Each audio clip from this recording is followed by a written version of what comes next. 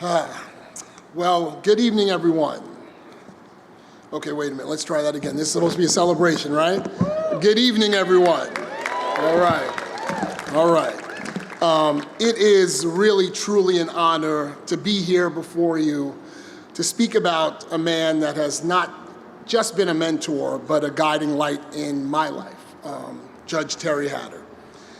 Now, I have to admit to you all that my admiration for Judge Hatter began as a bit of an obsession. And that obsession started with this. Don't know if you can see this, but this is a copy of a newspaper article over 30 years ago in the LA Weekly. I remember I was in law school. I saw this article of an African-American judge, and the article talked about the fact that he was a deputy public defender, an assistant United States attorney. He worked for Mayor Tom Bradley. He ran the Western Center for Law and Poverty.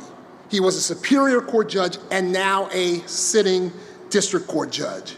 And in the article it said, and I quote, Judge Hatter was known to quote from Spike Lee movies in his rulings. I was done after I read that, and I became what you youngsters call a fanboy from that point on. I saw that article and I said to myself, this is a judge who represented excellence, integrity, compassion, and courage. It talked about the kind of cases that he handled and his courageous rulings. And I was in awestruck from that moment forward.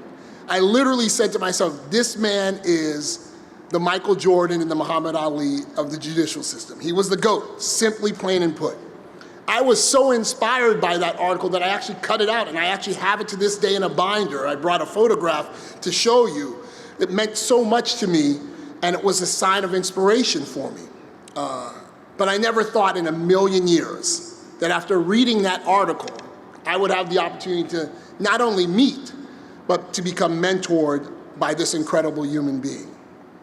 As luck would have it, a friend of mine at UCLA Law School externed for the judge. And I begged her, and I mean I begged her to introduce me to this man. I said, whatever you need, back then, dinner at Fridays, dinner at Cheesecake Factory, whatever you need. I want to meet this man, because I just want to shake his hand and just say thank you for the inspiration. She relented, and that introduction, quite frankly, changed the course of my career. Judge Hatter became a mentor to me from that point forward. He shared stories about his experiences, and I was just rapt.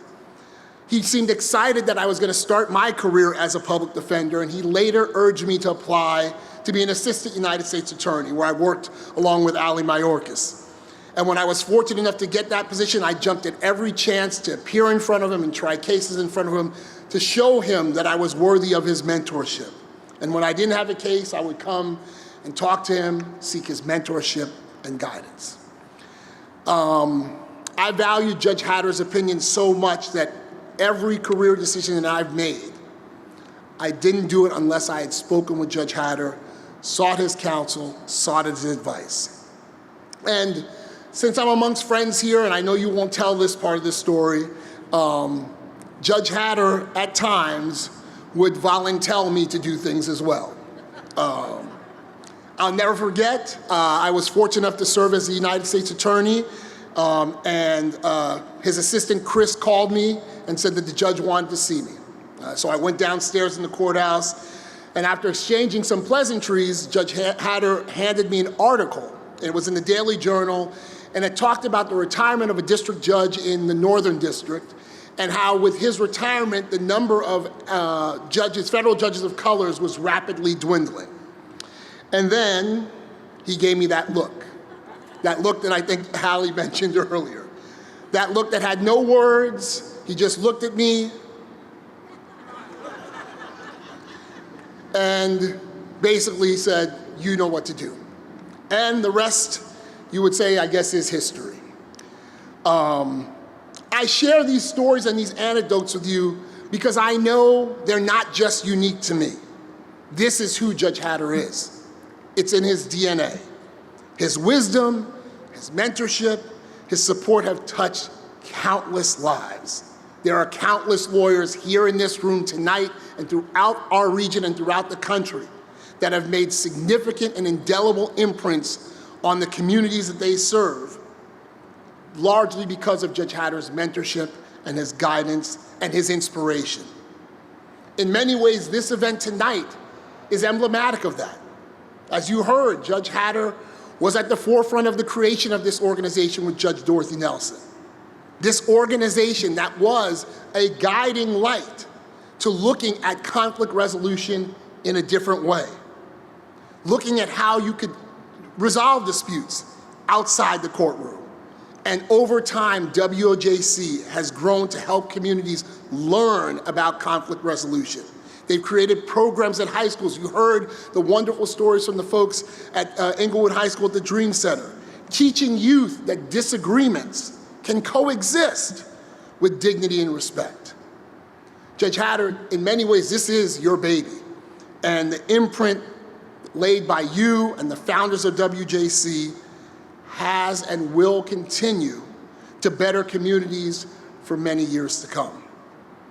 I share this to say simply that your legacy, Judge Hatter, is not just in the courtroom, but it's in the lawyers, the communities, and the people that you've mentored and inspired along the way, communities that you helped to change. I can't thank you enough for the mentorship, the guidance, and the love that you and Trudy have shared with me for the 30+ years that I've known you, and you are so incredibly deserving of this award. Thank you for showing us what a true servant leader is. Thank you.